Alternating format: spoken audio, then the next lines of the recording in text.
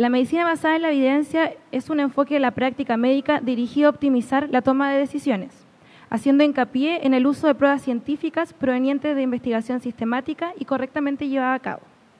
Los protocolos en atención a personas trans no son una excepción al enfoque con el que fundamentamos nuestra formación clínica, y por varias décadas distintas academias científicas continúan actualizando cada una de las directrices que hoy se llevan a cabo, donde destacan las sociedades médicas de España, Holanda, Alemania y, por supuesto, la World Professional Association for Transgender Health.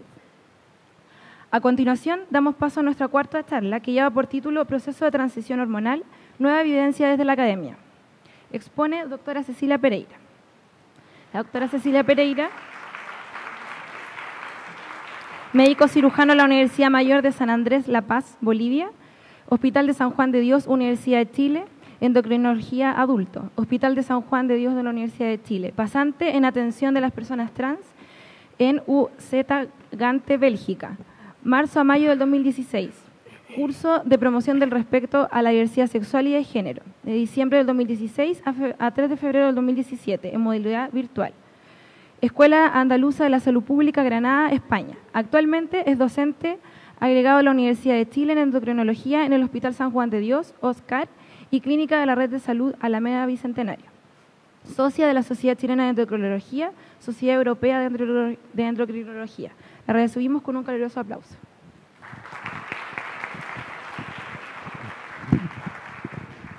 Muchas gracias por la invitación. Van a disculpar la voz sexy, pero nos enfermamos también. Voy a intentar mostrarles, cuando me dijeron que era 30 minutos, me espanté porque en realidad uno pueden ver como horas y horas hablando de este tema. Como conflicto de interés, quiero contarles que la Sociedad Chilena de Endocrino me ayudó en una pasantía en esta pequeña universidad. Toda esta cosa es del área médica, el área de salud, que queda en UC Gent, que es donde están haciendo también, junto con Holanda y con otros países más de Europa, como en el avance y en la investigación y en el tratamiento de personas trans. Esta es una agenda, prometo hacerlo rápido. Como manera de introducción, quiero recordar estos términos que me imagino que ya los han escuchado, que es para que entiendan un poco cómo después les muestro en los trabajos. Entonces, trans masculino es una persona que nace mujer, pero su identidad de género es de hombre. Y una transmujer es que nace hombre y su identidad de género es femenino. Entonces, en inglés, female to male, male to female, que es lo que van a ver en los trabajos. Esto es bien interesante porque como médicos a nosotros se nos enseña qué diagnóstico, ¿verdad? O sea, ya, ¿cómo llego al diagnóstico? Entonces, en realidad, todo esto son testimonios personales. O sea, el 85% ya tienen, o sea, dice que presentan esta disforia en la etapa prepuberal. La verdad, desde que llegué, yo empecé a preguntar, como mencionaba el doctor antes, como súper abierto. ¿Y cómo te sientes? ¿Cómo quieres que te llame? ¿Desde cuándo sientes que que te identificas con este nombre, digamos? Y la verdad, todos empiezan en la niñez. Esto es interesante, 50% ya vivían como el género deseado. Ojo que estas son las personas que llegan buscando el tratamiento hormonal. Entonces ellos ya están viviendo y ya tienen un rol del género deseado. Y esto no es menor y es como bien complejo. 20% recibían terapia hormonal previo a consultar, es decir, automedicada. Estos son números de Europa, Estados Unidos. Acá en Chile yo diría que es mucho mayor. ¿Y cuál es el problema de esto? Que va a haber el diagnóstico es tardío, por eso es que también hay todas estas complicaciones de suicidio, depresión, etc. Hay un uso y abuso hormonal no supervisado. Por lo tanto, ¿qué tengo que hacer yo? Empezar un tratamiento de una manera oportuna para evitar todo esto. Tenemos que tener en cuenta que hay ciertos criterios de elección. Y estas son las guías de la Endocrine Society, que, contarles como anécdota, salieron en el 2017. Y a mí me invitaron el año pasado a dar una charla a los endocrinólogos del sur. Tenía mi charla lista y una semana antes sale la nueva guía. Bueno, menos mal, se me entró el alma cuando me fijé que el profesor con el que estuve en Bélgica estaba dentro de los que hizo la guía. Entonces ahí hice un respiro. Y claro, uno se da cuenta que toda la gente se ha ido juntando y ha ido haciendo esto, intentando ordenar, y las guías son guías, pero no es una ley, o sea, sirven para que nosotros nos apoyemos. Lo que sí es interesante es que va juntando de gente que ha estado mucho tiempo dedicándose a esto. Entonces, ¿qué dicen las Endocrine Society? Que el cambio de sexo en sí es un tratamiento multidisciplinario, ¿verdad? Y que requiere de 5 procesos integrados, no es que vaya como un checklist, ya, certificado, esto, no. Necesita una evaluación diagnóstica, una psicoterapia o consejería, una experiencia de la vida real, tratamiento hormonal y tratamiento quirúrgico. Y este es el equipo multidisciplinario que la verdad cada vez se me ha ido ampliando mucho más. Desde la atención primaria, ginecología, urología, fertilidad, psiquiatría, el psicólogo, fonoaudiólogo, otorrino, cirujano plástico, cirugía de mamas, endocrinólogo, nutricionista, asistente social.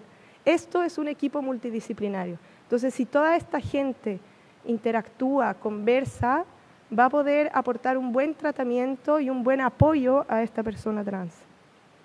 Ahora, voy a empezar a hablar cómo apoyamos en la niñez. El doctor nos mostró que estas personas empiezan con esta disforia, ¿a qué edad? En la niñez, ¿verdad? 3, 4, 5 años. Por lo tanto, el seguimiento en esta etapa es por el psiquiatra y el psicólogo, pero con un objetivo de apoyo, o sea, de un apoyo social, porque no es una transición solo del niño, es una transición familiar, es una transición social. Por lo tanto, se necesita un equipo y un apoyo psicosocial. Y aquí entra el pediatra endocrinólogo. ¿Qué hace el pediatra endocrinólogo? Lo único que hace es un seguimiento de ese desarrollo puberal. ¿Por qué? Aquí les puse, cuando empieza el Tanner 2, es decir, ya empieza el desarrollo de los caracteres sexuales secundarios, o sea, empieza la adolescencia, obviamente la disforia empeora, porque hay algo que me causa disconfort. Y estos son los estadios de Tanner, que si se fijan, en la mujer es como el botón mamario, y en el hombre que hay un aumento del volumen testicular y un crecimiento del pene. Y para eso está el endocrinólogo infantil, en realidad, solamente para identificar en qué momento empezó el Tanner 2. Y si ahí empieza la disforia, entonces yo puedo ofrecerle tratamiento hormonal. ¿Y cuál es ese tratamiento hormonal? Son los agonistas de la GnRH, que ahí después lo voy a explicar bien qué hacen. Pero antes del endocrinólogo infantil, antes de decir parto tratamiento hormonal, es muy importante que sea evaluado por este personal de salud mental, ¿ya? Que obviamente la idea es que sea una persona que tenga experiencia en el tema y que sepa saber identificar todo lo que les mostró el psiquiatra antes, ¿verdad? En qué género está, qué no está. Y si es que existen problemas psicológicos, deben ser identificados y tratados antes de empezar el tratamiento, ¿ya? El adolescente tiene que estar bien informado, incluyendo la fertilidad, que les voy a contar un poquito después, y como es adolescente, tiene que tener un consentimiento también junto con los padres.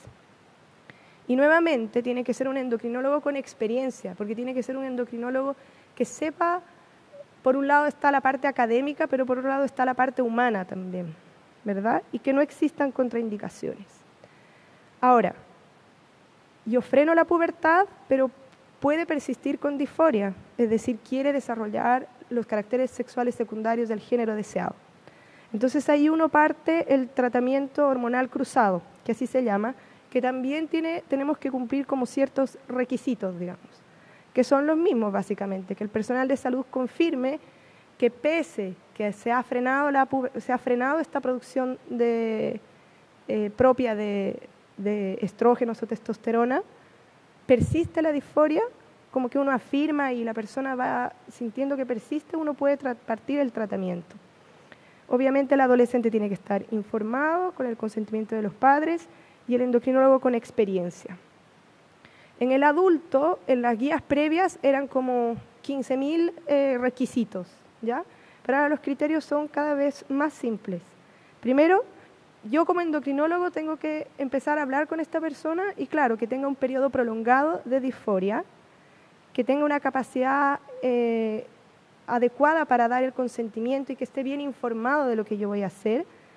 La edad, este es un tema porque la edad depende de cada país, o sea, hablamos de los 18 años.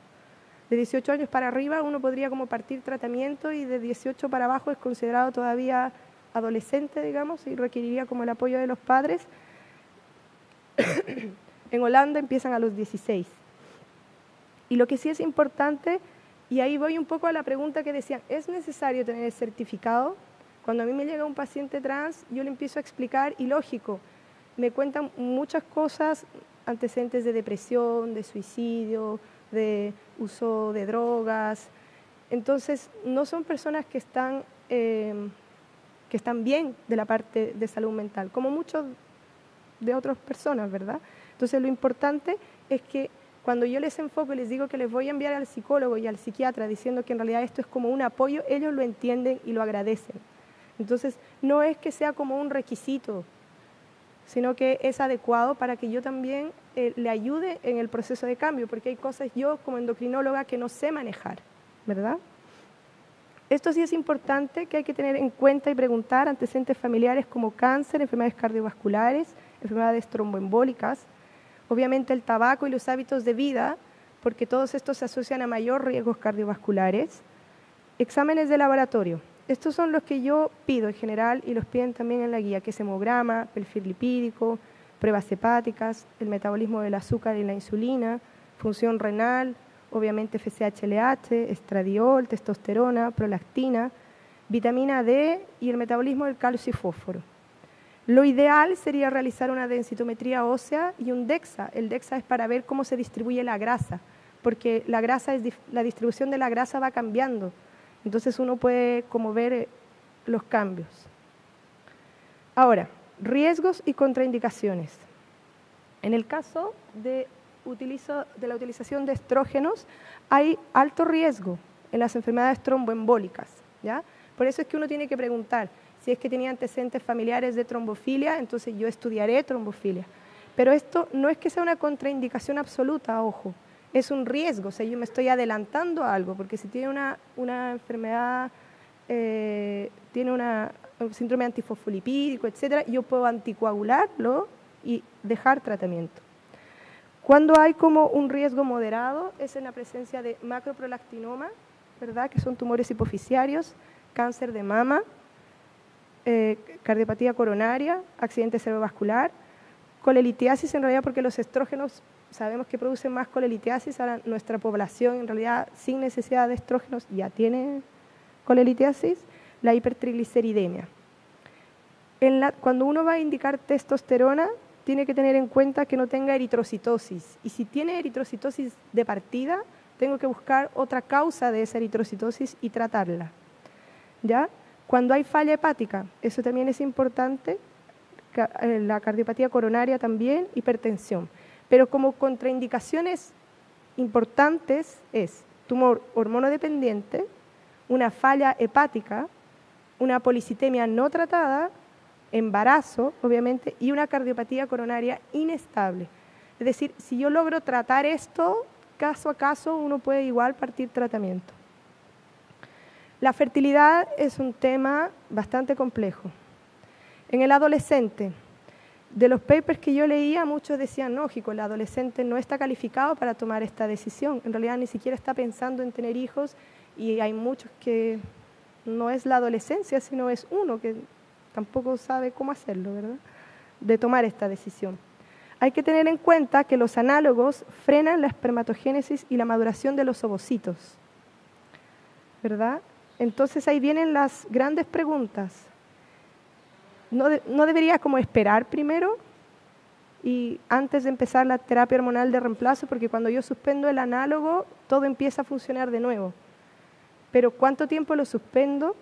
Y cuando suspende el tratamiento, empieza nuevamente todo el desarrollo de estos caracteres sexuales secundarios que yo no quiero tener. Entonces, el tema de la fertilidad, sobre todo en la adolescencia, está bien complejo y nosotros no tenemos la respuesta a todo, y lo importante es empezar también a generar estas respuestas. Esto es lo que utilizan en este protocolo que están haciendo ahora en Europa. porque hay diferentes protocolos, llevan años haciendo esto, pero cada uno como por su parte. Entonces lo que hicieron fue que ahora se juntaron varios y están haciendo exactamente lo mismo. ¿Ya? ¿Ven este lindo idioma aquí? Holandés. Eso tuve que aprender para ir ahí. Sí. Entonces, en trans, mujer, ¿verdad? Es decir, un hombre cuya identidad de género es mujer. Entonces uno puede congelar los espermatozoides, ¿verdad? Ya, congela los espermatozoides y si tiene una pareja mujer, entonces se hace una inseminización como por afuera y se inserta en el útero. Si tiene una pareja que es hombre, aquí está un poco más complejo porque hay 2 espermatozoides, entonces ahí uno tendrá que buscar un donante de ovocitos o buscar un útero en alquiler. En cuanto a los trans hombres, se han hecho varios trabajos como que uno tiene que estimular, o sea, uno estimula con la liberación de LH-FSH y uno extrae los ovocitos, ¿ya? Y eso los congela, ¿de acuerdo? Entonces, si tiene una pareja mujer, hay 2 ovocitos. Entonces, en ese caso, uno puede ir a un banco de esperma y utilizar en la pareja mujer el útero, ¿verdad? O también puede buscar un útero subrogante. Todos estos procedimientos se dan cuenta que son bastante invasivos, porque tienen que realizar, son procedimientos invasivos. Y están haciendo otros experimentos que es congelar este tejido ovárico, no hay reportes de embarazos, y lo que están haciendo ahora es que después de que llevan 1 año de tratamiento hormonal, los que optan por cirugía, es decir, se va a hacer una histerectomía, entonces están guardando ese tejido ovárico para ver si después se puede estimular y sacar ovocitos de eso. Todo eso en vías obviamente de investigación. Ahora sí, el tratamiento hormonal. El tratamiento hormonal en adolescentes, en la pubertad, sabemos que empieza el desarrollo de los caracteres sexuales secundarios. El hombre crece más, hay un crecimiento acral, aparece la manzana de Adán, la voz se vuelve masculina, aumenta el vello, las mujeres dejan de crecer tanto, hay desarrollo mamario, menstruación. Y obviamente esto en una persona cuya identidad de género es trans, produce disforia. Entonces, ¿cuál es el objetivo de nosotros como personal de salud? Es disminuir la disforia de este paciente, nada más. ¿Y cómo se hace esto? Suspendiendo el desarrollo puberal, así evito que aparezcan estos caracteres sexuales secundarios y después tengo que inducir los cambios puberales del sexo deseado. Ahora, ¿cómo suprimo la pubertad? Nosotros liberamos GNH-RH, estimula LH-FSH, actúan en las gónadas y nos producen los esteroides sexuales, ¿verdad? Esto es como la fisiología de la pubertad. Los análogos de GNH-RH, que son como estos, en una estimulación crónica nos van a llegar a frenar estos pulsos de LH-FSH. Entonces, eso se utiliza, ¿verdad? Y otra forma es el uso de progestágenos que inhiben la producción de LH-FSH. Este es el tratamiento que se utiliza en la pubertad precoz, es decir, una niña de 6 años que empieza con menstruación, por ejemplo. Es una pubertad precoz. Entonces, esto es el tratamiento, ¿ya? De ahí, entonces, que se traspasa a lo que uno puede aportar en las personas trans. Y en las personas trans, por eso decía, tienen que llegar a este Tanner 2 a 3, ¿ya? Es decir, el desarrollo que va a hacer que tengan más disforia. Entonces están los análogos de GNH-RH que son efectivos, son reversibles, tienen pocos efectos adversos, pero son de alto costo, salen como 130 lucas una inyección mensual, ¿ya? Los progestágenos son de menor costo, tienen un efecto reversible, son menos efectivos y esto no es menor, empeora los síntomas anímicos. Hay varios casos que describen que aumenta la depresión e intentos de suicidio. Entonces, si a uno le dicen, ¿qué voy a partir en un adolescente? A ver, recuerden, todos nosotros adolescentes éramos difíciles. Yo creo que es raro que sea un adolescente que no haya pasado por un momento difícil. Más encima tiene esta condición trans.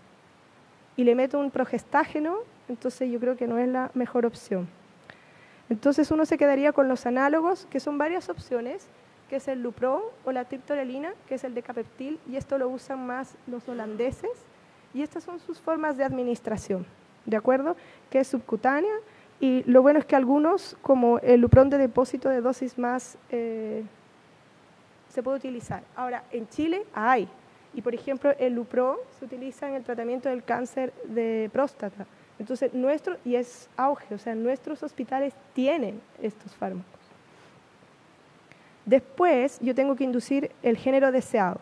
Y en este caso, tengo que mantener el análogo. Y en las transmujeres, ¿ya? Es decir, ¿cuáles son las transmujeres? Despierten.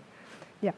Las dosis iniciales que yo le doy de estrógenos no son suficientes para frenar su eje.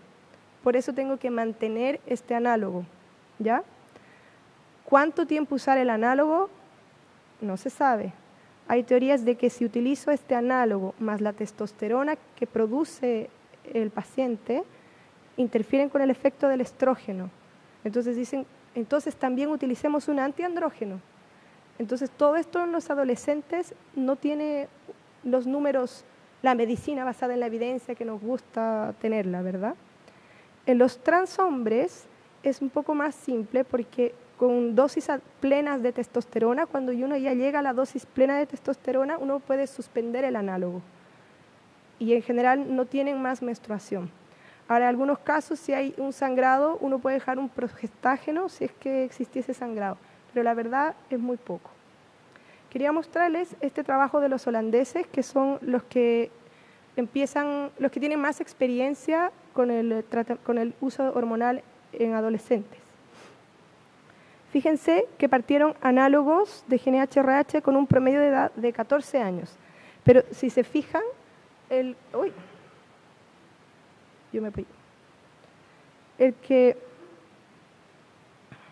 hay un grupo que partió a los 11 años. Me voy a apurar. ¿De acuerdo? Pese a que partieron el análogo, la disforia persiste. Entonces empiezan tratamiento hormonal a los 16 años, les dije en Holanda. En Chile legalmente, o sea, no hay nada claro, uno dice que tiene que partir a los 18, pero fíjense que partió incluso a los 13 años. A los 20 años todos se fueron de cirugía de reasignación de sexo y la disforia estuvo resuelta. Mayor bienestar que la población en general, ninguno se arrepintió. Y como la escala de inteligencia, 99, o sea, más inteligentes y más felices que sus controles. El protocolo de inducción de la pubertad es el mismo que se utiliza cuando hay estas personas hipogonádicas, es decir, que no han desarrollado. Uno tiene que partir de a poquitito, ¿ya? El estrógeno o la testosterona, pero hay que tener en cuenta que ellos ya iniciaron su pubertad. Entonces uno tiene que ir con dosis un poquito más altas y más rápido. No tiene que esperar 6 meses con una dosis baja, sino que puede ir más rápido. En el adulto, el objetivo es suprimir las hormonas del sexo natal e inducir los caracteres sexuales secundarios del nuevo sexo. Cuando ya alcanzo esto, tengo que mantener niveles hormonales dentro del rango fisiológico normal y después de que incluso se hace la cirugía o se hace una gonadectomía, obvio que tengo que mantener el tratamiento y es importante la psicoterapia y antes de empezar el tratamiento hormonal, ojo, es adulto, tengo que considerar fertilidad.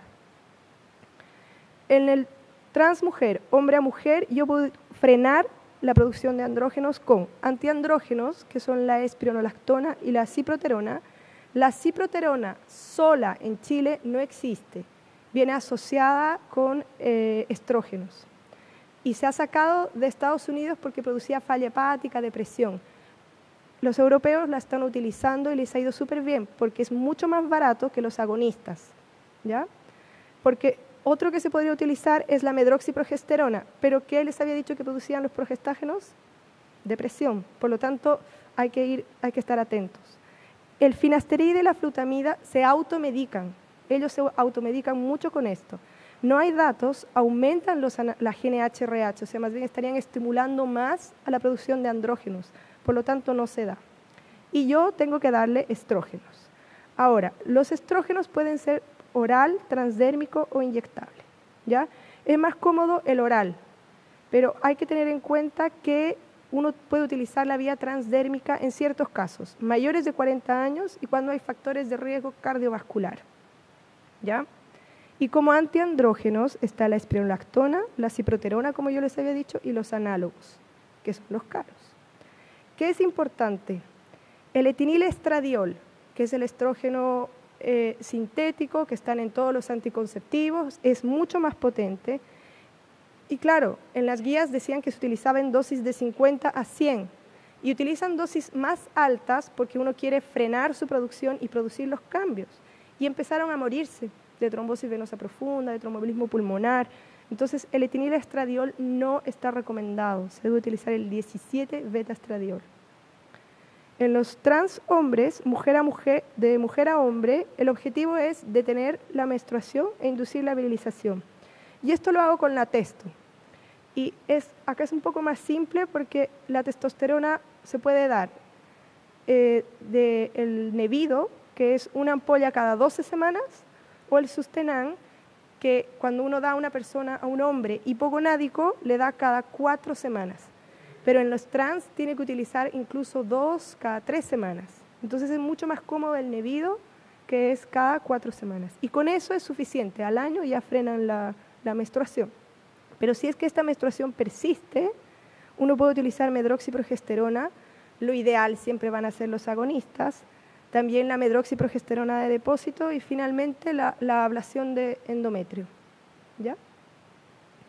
Efectos deseados, aparte de que sean felices y plenos como personas, hay que tener en cuenta en los adolescentes y hay que decirles que van a ver que hay cambios que no son reversibles, porque una gran preocupación, y que yo creo que eso hay que decir, que cuando uno suspende los análogos, suspende el tratamiento hormonal, es reversible, pero hay algunos efectos que no son reversibles, como el crecimiento facial, esta pérdida masculina del cabello en los trans hombres, la clítoromegalia y el engrosamiento de la voz.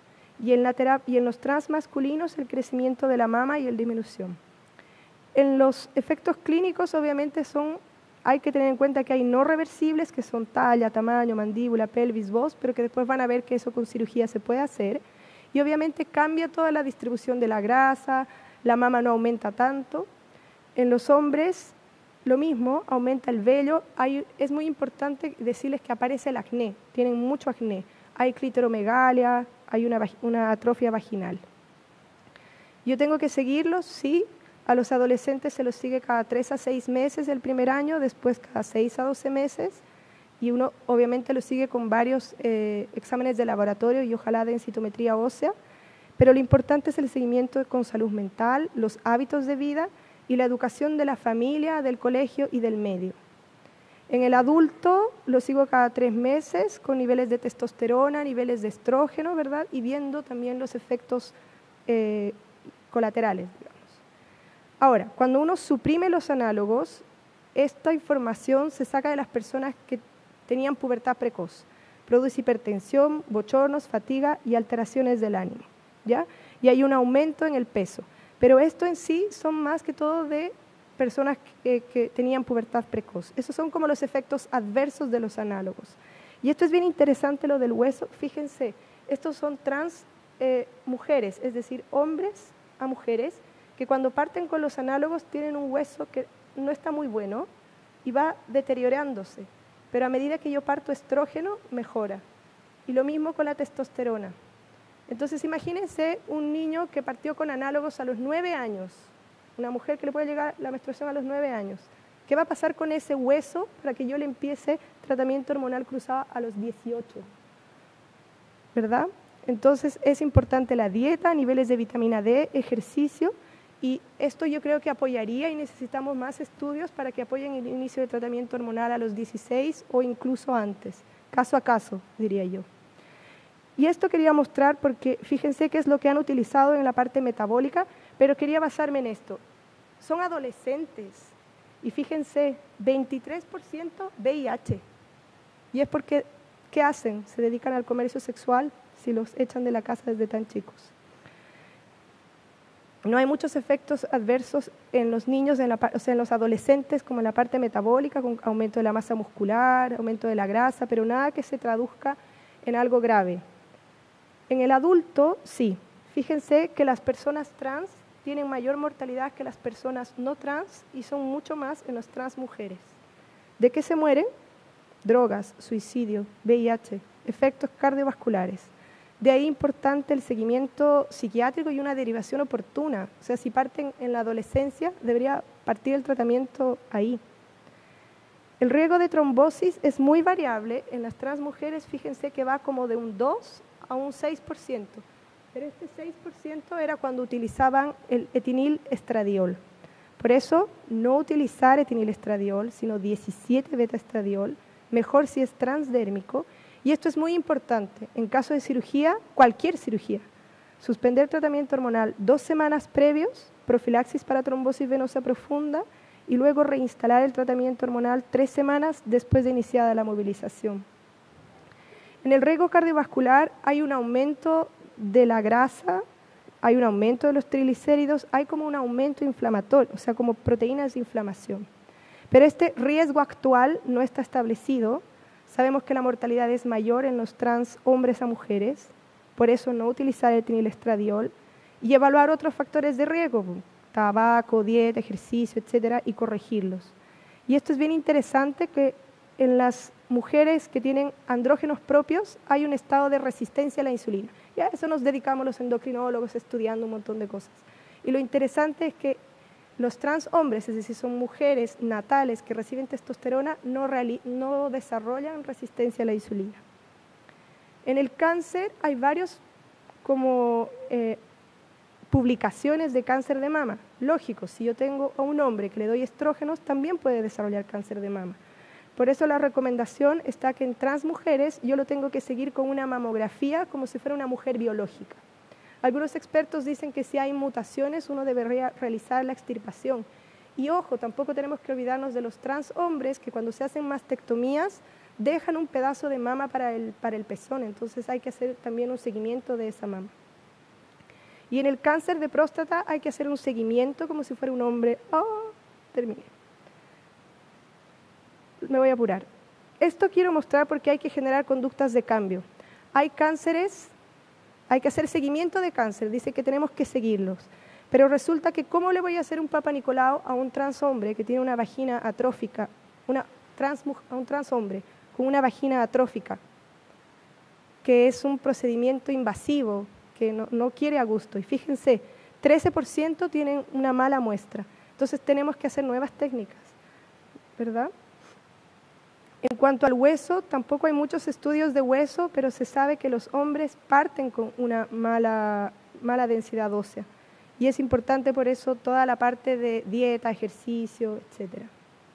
Y como conclusiones, la disforia de género es una condición poco frecuente, pero con una incidencia de consultas en ascenso.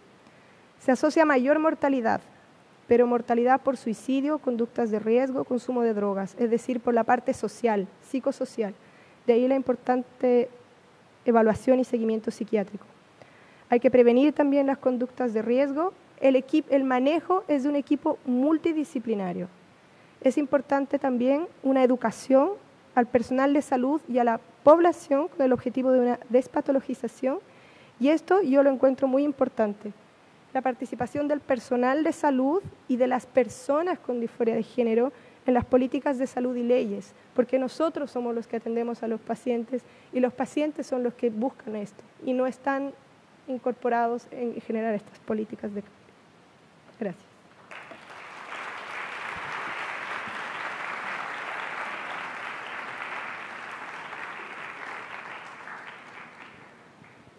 Yo les dije, puedo estar horas. Bueno, agradecemos enormemente la tremenda charla que nos ha entregado la doctora Cecilia Pereira. A continuación vamos a dar unas preguntas. En primer lugar, una persona trans masculina que tiene serias complejidades con el inicio de su menarquia podría iniciar un proceso médico con supresión hormonal a edad temprana de los 10 a los 12 años para prevenir esta complejidad y no llegar tarde con el proceso y esto perjudique su salud mental y emocional. Es decir, entonces, si un trans masculino que le llega a la menarquia, su primera regla, se podría prevenir eso comenzando con la supresión previamente de la menarquia y así evitar como complejidades desde el punto de vista de salud mental. Sí, en realidad ese es el objetivo, esa es la idea. Y ahí vienen todas las disputas de la parte como que no hay evidencia, porque piensen que son adolescentes que han estado como guardando todo esto. La idea es eso, partir el análogo y frenar, o sea, total va a estar con el análogo. Ahora, ojo, yo dije Tanner 2 a 3. En el Tanner 2 a 3, algunas no han llegado a tener menstruación. Entonces uno en ese momento ve, cuando empieza con el crecimiento de la mama, etcétera, hay mayor disforia, ahí es donde uno parte el análogo. Y obviamente la idea es eso, para llegar como a los holandeses, ¿sabes? Que tengan una población contenta. Esta otra pregunta que encuentro que tiene mucho alcance a nivel de la discusión política que se ha hecho a nivel nacional con respecto a lo que es la ley de identidad de género, sobre todo con la dificultad, como comentaba en la charla anterior, a la inclusión de niños y niñas. Dice, en Chile, ¿cuál es el procedimiento, y si es que se hace, en el caso de los niños y las niñas trans? ¿En qué momento de su vida, que un poco que se abarcó durante la presentación, se estima conveniente iniciar el tratamiento hormonal y si existe una especie de proporción psicológica previo al inicio de este? Yo no soy endocrino infantil, o sea que a mí, por ejemplo, no me consultan niños, pero ahora me han empezado a derivar ya adolescentes, o sea, cumplen 15 años y a los 15 años ya están conmigo. Entonces, si bien no hay ninguna, porque piensen que se ha sacado esto de la ley del nombre social, que yo creo que es muy importante porque en la adolescencia es donde viene uno con la parte social. Entonces, lo que no hay ninguna guía, se están empezando a hacer reuniones en la SOCHET, en la Sociedad Chilena de Endocrino, se va a hacer un curso incluso ahora, donde se va a hacer mesa redonda para ponerse de acuerdo y que todo esto sea bien manejado. Pero uno parte análogos, o sea, yo he estado partiendo análogos a los 15 años ahora, me llegan a los 15 y también me ha empezado a llegar ya niños que han partido antes. Pero, ojo que para lograr esto es muy importante que tenga una evaluación con un psiquiatra infanto-juvenil y que tengan un apoyo adecuado, porque no hay muchos psiquiatras infanto-juveniles con experiencia y que estén en este tema. Entonces uno puede cometer un error con esto del género fluido, ¿ya? Que son niños que están con lo que les explicaba el psiquiatra. Entonces este género fluido, de ahí la importancia que para partir tratamiento hormonal, sobre todo en los niños, tiene que tener una evaluación por un equipo que tenga experiencia en el tema. Y una última pregunta con respecto a la parte más de la adultez. Entendemos que el contexto social, ahora se habla mucho de niños, niñas y adolescentes trans, pero también aparece un grupo que está un poco de lado con respecto a personas que aparecen muy tardíamente mostrándose con identidad de género trans y que, claro, por ejemplo, llegan a los 40, a los 50 años a los policlínicos. En su experiencia, ¿cuál ha sido como lo que se ve con estas personas, los resultados? Porque entendemos que las hormonas, los efectos que se pueden lograr físicamente van a ser muy diferentes a verlos partidos en la adolescencia que, por ejemplo, a los 50 años. ¿Qué es lo que se ve en la experiencia? Claro, bueno, allá en Europa, bien avanzado, me tocó llorar junto con mi profesor, de verdad, llorábamos, 65 años, toda su vida trans, pero alcanzó un estatus como en su trabajo, era la jefa, entonces se jubiló a los 65 y a los 65 y un día estaba en la consulta, porque quería tratamiento hormonal. Entonces, no hay muchos estudios, pero sí hay oportunidades de tratarlos. Los cambios, obviamente, no van a ser muy... no van a ser como el resultado. O sea, uno, por ejemplo, en el trans mujer, el vello, etcétera, es mucho más difícil. Pero se puede hacer caso a caso, fijándose que no tenga factores de riesgo como tabaquismo, trombosis, etcétera. Pero los cambios emocionales que uno tiene y en la calidad de vida de la persona, eso no importa que no tenga cambios físicos importantes. Bueno, y aprovechando que estamos un poco bien con el tiempo, quiero aprovechar la instancia para hacer una pregunta igual. Entendiendo que hay la parte de supresión hormonal se espera de la etapa Tanner 2 de la adolescencia y la recomendación internacional es partir la de reemplazo hormonal a los 18 o recomendación incluso a los 16 años. Pero entendiendo que hay un proceso que se queda sin caracteres sexuales secundarios. O sea, entendiendo que, por ejemplo, una persona de 14 años, que ya en el colegio se ve que a los 14 años las personas tienen caracteres sexuales secundarios, pero este chico o esta chica no los va a tener. ¿hay algún tipo de promulgación, de propuesta de los equipos médicos que trabajan esto como para poder anticipar la edad de inicio de la parte de reemplazo hormonal? Claro. La idea, mira, acá obviamente en Chile estamos en pañales e intentando todos juntarnos y primero intentar hablar el mismo idioma, ¿ya? Claro. Y que no sea solo de gente interesada en el tema, que ha leído, que ha hecho, sino que sea como un poco más de apertura. Y de ahí viene el equipo multidisciplinario. ¿Por qué? Si yo tengo un niño, como les digo, una trans mujer, un trans hombre que le ha llegado la menstruación a los 9 años, como tú bien dices, a los 14 años, 15 años, es un niñito con sus compañeros adolescentes. ¿Cuánto psicosocial te va a producir esto de daño? O sea, ¿dónde va mi identidad de juntarme con mis pares? Entonces yo creo que estas decisiones se toman caso a caso en un equipo multidisciplinario. Entonces, allá, por ejemplo, y aquí yo sé que lo hacen también en el Sótero, que se reúnen y hablan, discuten los casos entre todos y toman decisiones en conjunto con el paciente y para ayudar a esa persona. Entonces, si yo tengo un niño que la está pasando mal en el colegio, que está, la verdad no tengo por qué no partirle tratamiento, y ahí es donde yo parto de a poquitito. Y nuevamente, si suspendo el tratamiento hormonal, hay un retroceso, o sea, no es como una cirugía, no es algo que va a ser, que no se puede cambiar, ¿no? Si esto se puede cambiar. Super. Muchas gracias. Bueno, le aplaudimos con un fuerte aplauso e invitamos a la doctora Catalina Riobó para hacerle un reconocimiento a la doctora Pereira.